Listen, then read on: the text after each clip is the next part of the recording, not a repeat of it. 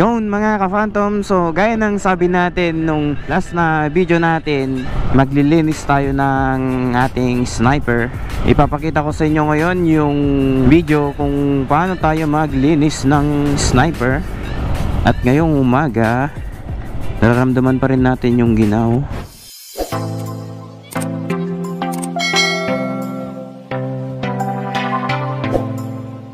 So dito muna kami kasi magpapainit muna ako. Giniginaw ako. At ito, pag-usapan natin yung ating motor dito. Dito naman tayo lagi nagbibideo pagka ganitong oras. So dito ko ilalagay yung motor para makita nyo yung itsura niya ngayon. So kung makikita nyo ngayon yung ating motor, bagong linis yan at nakapagpahid na tayo ng armor mat. Bali sa paglilinis naman ng motor natin mga ka-Phantom, ito yung ginagamit ko, yung water pressure. So binili ko to sa Shopee. So pwede rin kayong bumili ng ganyan kasi maganda siya kasi sobrang tipid niya sa tubig at the same time less hassle kayo sa pagkukuskus kasi talagang lahat ng dumi natatanggal niya. Pagka ginagamit ko siya, isang battery lang sa aking motor. So hindi ko na siya pinapalitan pagka itong sniper yung nililinisan ko kasi konti lang naman yung dumi nito at saka hindi naman siya ganun ka dumi. So pagkatapos nating bugahan ng tubig, syempre magmi-mix tayo ng car shampoo. So itong car shampoo na nabili natin, binili ko lang din to sa Shopee. At dapat meron kayong sponge. So yan yung pang natin, pang pahid natin. Ito yung ipapahid natin sa kanya. Ayan. Tapos dapat kapag timplahin nyo lang, dapat medyo mabula siya talaga. Yan, kapag ipapahid natin, yung pagpahid natin yan, dapat smooth lang. Kapag meron kayong maramdaman na parang buha-buhangin, pwede nyo siyang sprayan. Pero sa akin kasi talagang natanggal na lahat yung mga buha-buhangin, kaya naiwasan natin yung pagkakaroon ng mga scratches dyan sa baba nya. Kasi kahit matte black yan, meron pa rin yung time na nagagasgas pa rin yan, kaya dapat ingatan nyo yan. Dapat yung pagpahid nyo dyan, wag nyo masyadong diinan lang. Tapos lahat ng signal light, yan yung tapalodo, yan kasi. Pero dyan naman na part, mga alikabok lang naman yung kadalasan na nandyan. Kasi sa motor naman natin, hindi naman natin ginagamit yan pagka tag-ulan. Yung mga natanggal natin dito, halos mga alikabok lang. Yan, dapat kapag magpupunas ka, dapat consistent, dapat may pattern kayo.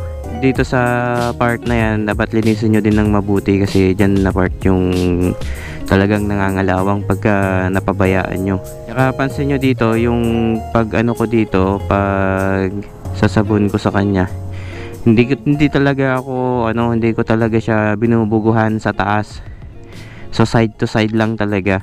Yan yung ginagawa ko sa paglilinis ko. Tsaka mas safe kasi yan kasi yung ating ECU dyan sa harapan, hindi siya nababasa, kaya safe na safe siya. Konting punas-punas lang dyan sa part na yan kasi yan yung pinaka magandang punasan. Kapag nagpupunas kayo dito sa may engine cover nya, mahirap din kasing linisin yan minsan kasi dyan mismo napupunta yung mga putik. Kapag tumatalsik dyan, dapat talagang kukuskusan mo siya. Pwede nyo namang i-brush yan para matanggal yung mga putik. Pero ngayon kasi hindi ko na siya ni-brush kasi gumamit na tayo ng water pressure. Ganyan lang kasimple sa paglilinis naman natin dito sa ating sniper. Hindi naman natin kailangan na paliguan lahat yung buong motor kasi meron kasi yung part na sensitive siyang mabasa, kaya yan lang yung natin, binabasa natin. Mostly na nililinisan ko diyan lang sa gulong. Hindi na ako naglilinis pa ng kung saan-saan. Tsaka kung mapapansin nyo mga ka-Phantom, dito na part sa taas nya, hindi ako nagbubuga ng tubig dito. Basta dito na part yan. Kasi kapag ito kasi binugahan natin ng tubig ito, papasok siya dito sa natin, dito sa may switch natin. Ngayon syempre may mga dito, may mga wire. kakalawangin yan. Kapag nagkalawang yan, meron yung time na hindi na natin ganong nagagamit itong switch natin. Same din dito sa busina natin, kasi dito kapag sa busina natin meron yung time na pumipiyok yung ating busina. So yun, kumakalawang kasi mismo yung kanyang dyan, internal parts. Dito naman na part yung sa may ECU natin. So hindi ko din masyadong binabasa ito kahit na flat yan. Minsan pinupunasan ko na lang siya ng tubig na lang. So pagkatapos yung nasabunan na, pwede nyo na ulit siyang sprayan ng water pressure para mabanlawan nyo siya. Tsaka kapag pagka nag-spray na kayo, dire-diretso na yan. Dapat talaga gumamit kayo ng pang car shampoo o kaya yung dishwashing liquid. Pwede rin kayong gumamit ng ganun. Huwag lang kayong gumamit ng mga powder soap katulad ng mga sabong panlaba, kasi madalas yun yung mga ginagamit ng iba, nagfe-fade yung kanilang fairings. So hindi siya advisable na gamitin. Siguro pwede nyong gamitin once, pero wag nyo lagi-laging gamitin, kasi hindi siya maganda sa sa fairings ng motor natin. Mamumuti lang siya, tsaka maganda lang siya kapag sinasabunan mo siya, pero kapag tumagal-tagal kasi meron yung may iwan. Kapag natuyuan na yung mismong fairings, pumuputi-puti na. So yun, dapat yung iwasan natin. And ganyan lang naman kasimple yung paglilinis natin, side to side. Hindi ko talaga siya pinapaliguan. Tapos pagkatapos nating mabanlawan, dapat meron kayong chamois. Etong chamois natin, yung kagandahan dito, kapag pagkatapos yung nalinisan, mas madali nyo siyang punasan, kasi lahat ng ng mga basa-basa mapupunasan ka agad, tapos pipigain nyo lang. Ayun, matatanggal ka agad. Yan pupunasan lang natin siya ng ganyan lang siya kasimpleng punasan. Dapat kapag magpunas kayo dyan, i-check nyo din dun sa part na may mga basa-basa, kasi kapag dry kasing punasan nyo yan, masyadong makapit siya. Tsaka dapat yung chamois na na pagpunas nyo dyan, ilublob nyo muna sa tubig para lalambot, kasi kapag matigas yan, hindi nyo magagamit yung yung pagsipsip nya ng tubig.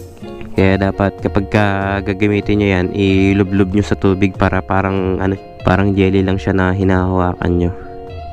Mura lang naman yan kapag bibili kayo sa Shopee. Madami namang ganyan, nasa 80 pesos ko lang yata nabili ang chamois.